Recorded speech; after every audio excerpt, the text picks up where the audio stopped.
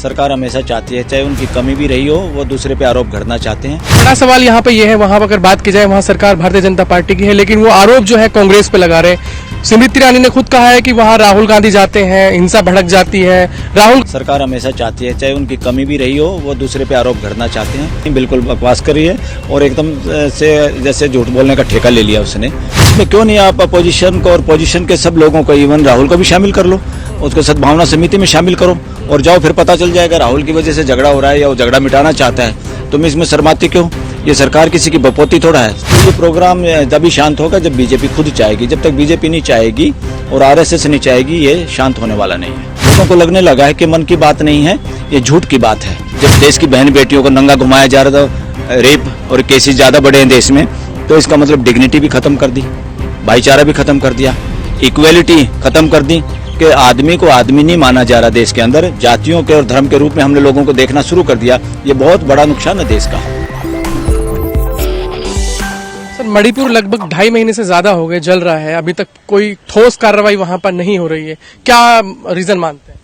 देखो, ठोस कार्रवाई, इतना बड़ा स्टेट ने ठोस कार्रवाई तो होनी चाहिए थी और इसमें तो प्राइमा फेसी कम से कम राष्ट्रपति शासन लागू करके और इमीडिएट कार्रवाई करनी चाहिए थी। सद्भावना समिति बना के लोगों को कॉन्फिडेंस में लेके अभी तक तो शांति बहाल हो जानी चाहिए थी। लेकिन वहीं गृह मंत्री कह रहे हैं कि दूसरे विपक्ष की कहीं साजिश तो नहीं, वीडियो वायरल करा के कहीं बदनाम करने के? नहीं, ये तो बकवास है, इसमें कुछ नहीं है। अब ये क्या है, सरकार हमेशा चाहती है, चाहे उनकी कमी भी रही हो, वो दूसरे पे आरोप घड़ना चाहते हैं। सरकारों की ये पुरानी आदत है और खासतौर पे ये सरकार भी चाहेगी कि इसको किसी और तरह से डाइवर्ट किया जाए, क्योंकि आज ही एक मुकदमा सुप्रीम कोर्ट ने उसको अलाउ नहीं किया, डिसमिस करने वाली थी तो विड्रॉ कर लिया, जिसमें ये चाहते थे इस एंगल को मोड़ना कि इसमें जांच हो पॉपी की खेती यानी अफीम की खेती और नारकोटिज्म यानी नशीली उसमें लोगों का आतंकवाद, एक तरह से इस तरह से किसी दूसरे शक्तियों का हाथ इसमें बताने की कोशिश थी। तो सुप्रीम कोर्ट ने खासतौर पर चीफ जस्टिस चंद्रचूड़ ने उसको डिनाई किया, तो इन्होंने पिटीशन वापस ले लिया। उसमें सरकार की जो एएसए है, एडिशनल सॉलिसिटर जनरल माधवी दीवान ही अपीयर हुई थी। इसका मतलब वो एक तरह से सरकार की तरफ से ही था पिटीशन। लेकिन बड़ा सवाल यहाँ पे ये है, वहाँ अगर बात की जाए वहाँ सरकार भारतीय जनता पार्टी की है, लेकिन वो आरोप जो है कांग्रेस पे लगा रहे हैं। स्मृति ईरानी ने खुद कहा है कि वहाँ राहुल गांधी जाते हैं, हिंसा भड़क जाती है। राहुल गांधी ने वहाँ आग लगाई है जाके लोगों में। ये बकवास कर रही है वो स्मृति ईरानी, बिल्कुल बकवास कर रही है और एकदम से जैसे झूठ बोलने का ठेका ले लिया उसने। अरे कम से कम कोई सेंसिटिव भाषा में जवाब दो। तुम एक मंत्री हो देश में, तुम्हारे बोलने का लहजा और वो सोबर होना चाहिए और उसमें एक रिस्पॉन्सिबिलिटी झलकनी चाहिए, जो नहीं झलकती। ऐसे हो रही है जैसे किसी के कहने पे वो बोलती है सब कुछ। जब दिल से आदमी बोलता है तो उसकी शक्ल अलग ही होती है। जब आदमी किसी का ट्यूटर्ड किया हुआ बोलता, चाहे वो मंत्री भी हो, वो अलग ही तरह के बोलता है और देश उसको अनुभव करता है। स्मृति ईरानी गलत कह रही है इस बात में। मैं तो ये कह रहा हूँ, इसमें क्यों नहीं आप अपोजिशन को और पोजीशन के सब लोगों को, इवन राहुल को भी शामिल कर लो, उसको सद्भावना समिति में शामिल करो और जाओ, फिर पता चल जाएगा राहुल की वजह से झगड़ा हो रहा है या वो झगड़ा मिटाना चाहता है। तुम इसमें शर्माती क्यों? ये सरकार किसी की बपोती थोड़ा है। सरकार बनना अलग बात है, मगर जितने भी एमपी हैं या पूरे देश के लोग, किसी को भी तुम शामिल कर सकते हो समिति में और सद्भावना लानी चाहिए। इसमें काहे की ईगो? देश के लिए कोई सरकार वरकार का मायने नहीं होता। देश के लिए ये है, सरकार कुछ भी करना चाहे, कुछ भी करना चाहिए लोगों की अमन और शांति और भाईचारे के लिए। वो नहीं हो रहा। लेकिन आप बहुत सीनियर वकील हैं, बहुत बारीकी से देखते हैं, तो क्या लगता है जो आरोपी हैं उनको किस तरह की सजा का प्रावधान होना चाहिए? नहीं, आरोपी तो मैं तो कह रहा हूँ, आरोपी से ज्यादा तो जो लोग हिंसा में वहाँ शामिल हैं और जो लोग लड़कियों को, औरतों को नग्न उसमें जुलूस निकालने में शामिल हैं, उनसे पहले उनके तार किससे जुड़े हुए हैं? कौन लोग हैं जो ड्राइंग रूम में या पीछे बैठ के उन लोगों को मोटिवेट कर रहे हैं, उनको ट्यूटर्ड कर रहे हैं या उनको इस काम को कुकृत्य करने के लिए प्रेरित किन लोगों ने किया? उनको पकड़ने की जरूरत है देश में। ये बहुत जरूरी है। इस तरह की राजनीति को ये देश बर्दाश्त नहीं कर सकता। कोई अचानक इस तरह के काम नहीं करता। कोई प्लानिंग, ये जो हो रहा है ये सब प्लानिंग तरीके से हो रहा है। क्यों ऐसा हुआ? क्यों एक दूसरे के दुश्मन हुए लोग? क्यों एक दूसरे पे विश्वास नहीं है? विश्वास ना होने का मुख्य कारण ये है कि सरकार जो वहां पर है वो कहीं ना कहीं उसका जो कार्यक्रम है या उसके जो कार्य है, उसका व्यवहार जो जनता के साथ है वो भेदभावपूर्ण है। तभी ये इस तरह के पंगे होते हैं, इसी तरह के झगड़े होते हैं समाज में। और ये बिल्कुल अब पूरा देश तो ये महसूस कर रहा है कि ये प्रोग्राम तभी शांत होगा जब बीजेपी खुद चाहेगी। जब तक बीजेपी नहीं चाहेगी और आरएसएस नहीं चाहेगी, ये शांत होने वाला नहीं है। आज भी देश के प्रधानमंत्री नरेंद्र मोदी ने मन की बात की, लेकिन कहीं मणिपुर का कोई जिक्र नहीं किया। अरे अब तो मेरे को पता चला है कि उनके मन की बात लोगों ने बहुत सुनना बंद कर दिया। अगर मीडिया में चेक करें, उनके ट्विटर पे उनका पेजेस जो हैं, उनके भी, उनके मंत्रियों के भी सारे पेजेस हैं, उनके जितने फॉलोअर हैं उन पे चेक करो आप, कितने लोग मन की बात सुन रहे हैं। देश ने रिजेक्ट कर दिया इनकी मन की बात को, सुनना नहीं चाहता। लोगों को लगने लगा है कि मन की बात नहीं है, ये झूठ की बात है, तो लोगों को विश्वास नहीं रहा। अब वो लाख कोशिश करें, ये विश्वास बहाली बहुत मुश्किल होगी। लेकिन देश के प्रधानमंत्री की चुप्पी क्यों है मणिपुर पे? अरे चुप्पी सिंपल सी है, चुप कौन होता है? घर में भी जब आप कोई गलती कर दें, हमारे से कोई गलती हो जाए, जब प्रश्नों का जवाब हमारे पास नहीं तो हम क्या करते हैं? चुप रहते ना। हमेशा गलत दिशा में की तरफ रुख करने वाला या गलत काम करने वाला चुप रहता है, या गलत बात का समर्थन करने वाला चुप रहता है।